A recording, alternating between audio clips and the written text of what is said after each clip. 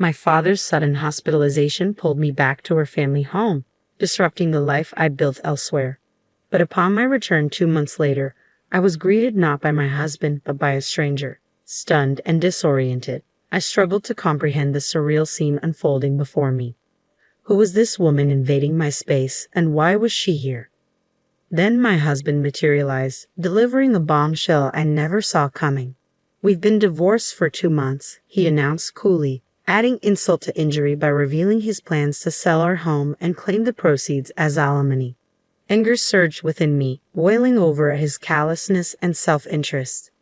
As his words sank in, a fierce determination ignited within me. "You have no idea what's coming," I seethed silently, vowing to reclaim control of my life. I'm Kathy, aged 42, and it's been 3 tumultuous years since I hurried into marriage on the cusp of 40. The once blazing flame of our love has dimmed to a mere flicker, overshadowed by the drastic changes in my husband, Bob, once the epitome of kindness. His transformation is staggering, leaving me yearning to scream out my frustration to the world. Just leave him, right? You might assume it's that simple, but for me, it's far more complicated. There's a reason I can't bring myself to walk away. My father, living alone back home, I can't bear the thought of burdening him with worry. My mother passed away before I even found love, let alone marriage, depriving her of the joy of grandchildren.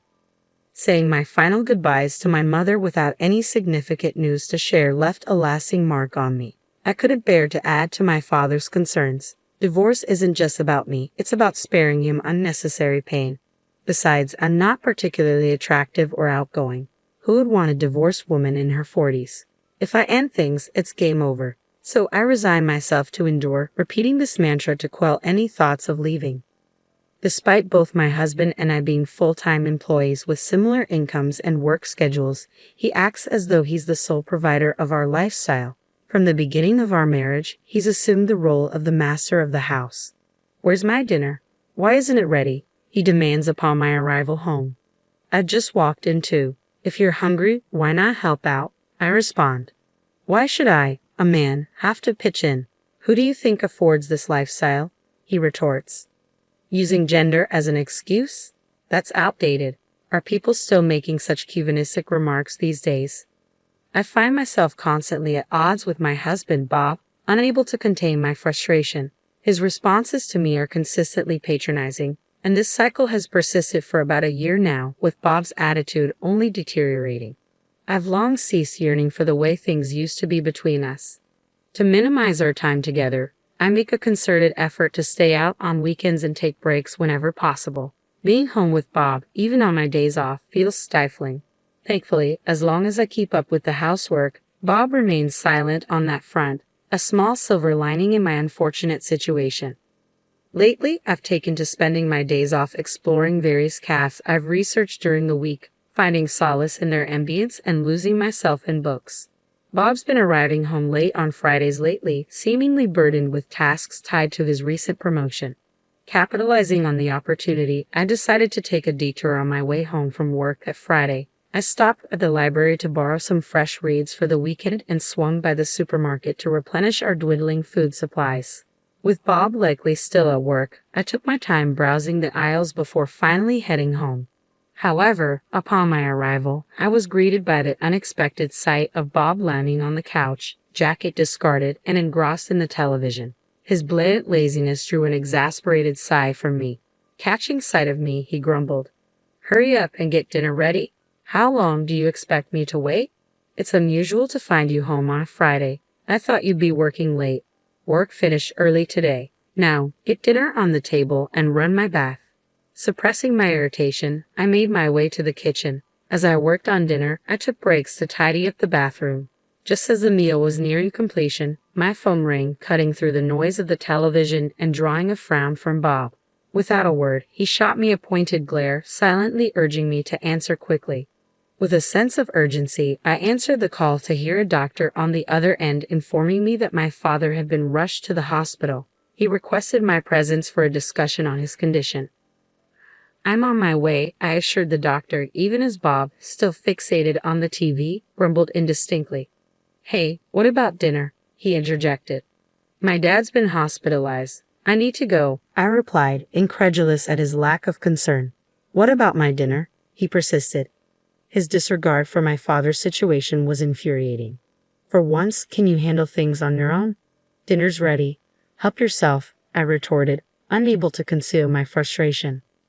Frustrated beyond measure, I couldn't contain my anger, and he responded with a burst of fury, his veins visibly pulsating. What's with the attitude? Just because he's in the hospital doesn't mean you have to make such a scene. You're married to me. Your priorities should lie with your husband, not your father, he spat out angrily. His words left me speechless, but the urgency of the situation at the hospital took precedence. There was no time to argue with someone so unreasonable. I slammed a plate down in front of my disgruntled husband. Please take care of the dishes, I instructed tersely before hastily making my exit from the house. Upon reaching the hospital, I found my father lying in bed, his face bearing the marks of weariness I hadn't seen before. Despite his reassurances over the phone, it struck me that he might be struggling with loneliness in his solitary existence, bereft of my mother's presence. His diet and well-being were likely not as balanced as he claimed. I chided myself for naively accepting his words at face value. My father was not one to easily admit vulnerability. How could I have overlooked this? Lost in self-reproach, I was summoned by a nurse for an update on my father's condition. Led to another room, I awaited the attending physician's explanation. The doctor revealed that my father had slipped and fallen on the stairs at the train station, resulting in a fractured leg that would require considerable time to heal. Do you have someone who can bring him necessities during his stay? The doctor inquired. It varies. Rehabilitation will be challenging, I responded. If possible, frequent visits would be beneficial, urged the doctor. Understood. I'll be here every day, I vowed, resolute in my decision.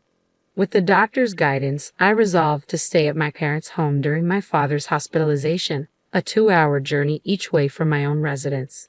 Daily visits would be taxing, but commuting from my childhood home would make it more manageable. It was time to make the necessary arrangements. Leaving the hospital while my father rested, I returned home around noon on Saturday. My husband was nowhere to be seen, but he arrived later in the evening. I wasted no time in briefing him on the situation. I'll need to go back to my parents' house to care for my father, I explained. Predictably, his reaction wasn't favorable. Who will take care of me then? He grumbled. You're a capable adult. Can't you manage your own affairs? Even amidst your father-in-law's struggles, your concern remains solely on yourself. Can't you show a little cooperation? I shot back, exasperated. That's preposterous. It's only natural for a wife to tend to her husband, he retorted, his words a familiar refrain that only fueled my frustration. Fed up with his self-centered attitude, I proposed a compromise. Why don't we transfer my father to a local hospital? That way, I can balance caring for him with household chores. Fine, do that, he agreed, seemingly unfazed. But in exchange, I expect us to accommodate my father once he's discharged. We'll need to monitor his health with regular doctor visits, I stipulated. At the mention of living together, my husband's face contorted in clear disgust. No chance, we're not living together, Bob insisted firmly. Then let me go back to his place, I countered. In the end, Bob's response was a dismissive, do whatever you want, signaling the end of the conversation. I promptly informed my workplace, completed the necessary procedures, and returned to my parents' home. The daily visits to the hospital proved more taxing than I had anticipated, but my father's resilience inspired me to soldier on without complaint. Despite his best efforts, his condition showed little improvement, and as 2 months slipped by, I realized I needed to return home soon. With my father's discharge still uncertain and the seasons shifting, I knew it was time to swap out my wardrobe and fetch some fresh belongings. Assessing the situation, I decided to make a brief trip back home. However, upon my return, the sight that greeted me wasn't that of my husband. Instead, a woman's voice echoed from deep within the house. Bob, are you back? I called out upon my return, only to be met with silence. Perplexed, I repeated his name, but still, there was no response. Startled by the unexpected turn of events, I stood frozen in shock. Finally, a voice from within the house responded. Bob, is that you? As the realization sank in that the voice wasn't mine, the owner of the voice cautiously emerged from the room. You're not Bob. Who are you? She stammered, visibly taken aback. Confidently, I retorted, "Who are you? What are you doing in someone else's house?" Her response left me reeling. "Someone else's house? This is my house," she declared firmly, sending a wave of panic through me. Rushing to the porch, I frantically checked the nameplate, confirming that this was indeed my house. Confusion engulfed me as I struggled to make sense of the situation. Before I could fully comprehend what was happening, my husband sauntered in casually from the entrance. "What's going on here?" I demanded, my tone laced with fury. His expression mirrored my confusion as he met my gaze. "Why are you here?" he questioned, his words cutting through the chaos. "I came back to grab some clothes, but who is that woman?" I shot back, my frustration mounting. "It's your fault for not taking care of me. She'll be handling the house from now on," he stated matter-of-factly, dropping a bombshell. "What do you mean?" "We got divorced 2 months ago," he revealed, shattering the last semblance of normalcy. "To divorce? What are you talking about?" "I haven't heard anything about this," I protested, stunned by the revelation. "Of course you haven't. I made all the decisions myself," my husband replied coolly, his tone devoid of remorse. What do you mean?" I stammered, struggling to comprehend the gravity of his words. "We're getting divorced. I already started making arrangements. And as for the house, I plan to sell it soon. I'll be taking the proceeds as alimony," he declared, his words hitting me like a freight train. "But this house isn't solely yours. It's in both our names. I'm entitled to half of it," I insisted, desperation creeping into my voice. "It's your own fault for neglecting your responsibilities around the house. Give me all the proceeds from the sale," he retorted, his words dripping with contempt. "I haven't even signed the divorce papers yet, and yet you're already treating us as divorced. Regardless, if that's what you want, then fine. Gather your belongings and leave immediately," I asserted, my voice tinged with disbelief and frustration. "That's a selfish thing to say," my patience wore thin, snapping at his callousness. "You don't understand anything," I added, my tone firm with conviction. He regarded me with skepticism. "What's left to discuss?" "Property division," he scoffed. "It's your own fault for failing in your duties as a wife. Even if you try to fight it legally, you'll lose. It's a waste of time," he dismissed callously. "Property division. So now you know about that term. Are you mocking me?" I retorted, my indignation mounting. "That's enough. If that's how you want it, I'll gather my things and go," I declared, resolved to put an end to this conversation. I retreated to my room, swiftly packing my belongings. As I busied myself, a sweet voice called out from the other room, "Bob." "Who's this older woman?" "She's just my ex-wife, here to collect her things," Bob's voice explained from the living room. "Ah, good. I was afraid she'd demand you back," the woman responded in a jesting tone, followed by laughter. Their laughter echoed through the house, piercing through my heart. She knew he was married and yet pursued him anyway. "Just you wait," I muttered under my breath as I packed my belongings, a vow forming in my mind. Returning to my parents' home with my belongings, I wasted no time. I visited the local office, then sought out a detective agency to request an investigation into his infidelity. There was much to be done, and I braced myself for the busy days ahead. Weeks later, my phone rang. Answering it, I was greeted by Bob's enraged voice. "Hey, you, what have you done?" "The alimony you demanded, $100,000. That's outrageous. I've consulted a lawyer about your actions. I'll settle for $100,000. Isn't that generous enough?" he demanded, his words dripping with anger and disbelief. "Huh? Where did your sense of financial responsibility disappear to? Are you going crazy from the shock of our divorce?" I could almost see him standing defiantly, his arrogance fueling my determination to bring him down a peg. Taking a deliberate detour, I responded, "If you refuse to pay, that's your decision. But mark my words, someone as concerned with appearances as you will end up paying alimony." As predicted, Bob's frustration boiled over. "Stop talking nonsense. You sound like you're eager for alimony. A wife shouldn't have to pay a penny to her ex-husband. Just because you're single now doesn't mean you should resent married people. How greedy can one woman be? That's why we got divorced." "Wife, huh? So you're already considering that other woman your wife?" I retorted sharply. "Perhaps you should watch what you say before mocking others. Remember, I could take you to court if I wanted to." "What?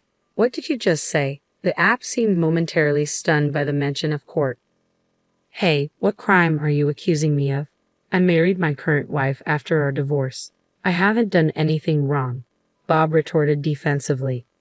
Sorry to disappoint you, but I've already conducted an investigation into your affair. I hired a detective and I have all the evidence, so don't bother trying to deny it. I countered firmly. What?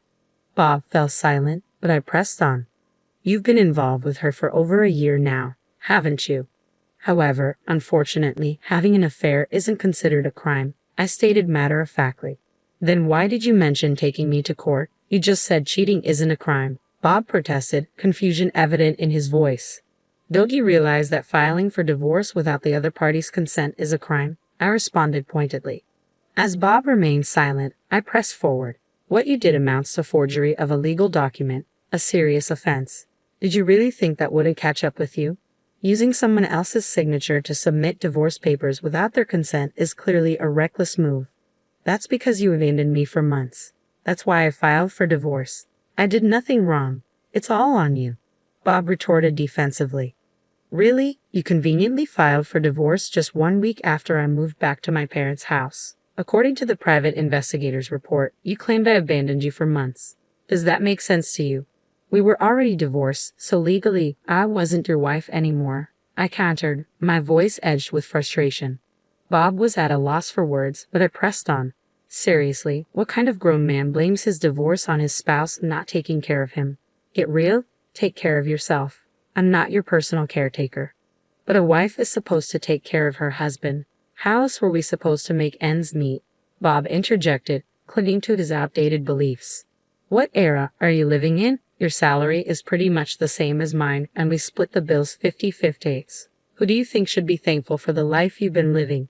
I snapped, unable to contain my frustration. I wasn't stopping now. Without waiting for his response, I laid all my cards on the table. I'll sue you for forgery if you don't cough up $100,000 as compensation. If you want to avoid that, just pay up. And don't think your mistress is off the hook. But make sure to get proper compensation from her too. Plus, I'll take half of the house sale and our joint savings as part of the property division. Whoa, hold on. If things go that way, I'll be left with almost nothing. She doesn't even work and I have to support her. Bob pleaded, panic seeping into his voice. Do you think I care? I can sue you for forgery and for infidelity. Should I just do both if you're going to keep whining? I threatened. Fear evident in his silence, Bob abruptly hung up. Always concerned about his public image, he chose to pay the compensation without taking it to court. He ended up having to pay the compensation claims from his mistress as well. Between the property division and the compensation for his mistress, Bob was left with nothing. He struggled to make ends meet, living each day on the edge. To make matters worse, word of his affair spread at his company, subjecting him to uncomfortable stares and judgmental whispers from his colleagues. Unable to quit his job, Bob began to vent his frustration on his new wife. Their once loving relationship quickly deteriorated, devolving into constant arguments. Their relationship was now reportedly at its worst. Meanwhile, I requested a transfer to a branch near my parents' house. My father was discharged from the hospital without any complications, and we settled into a peaceful life together. I am committed to showing my filial piety by taking good care of him from now on.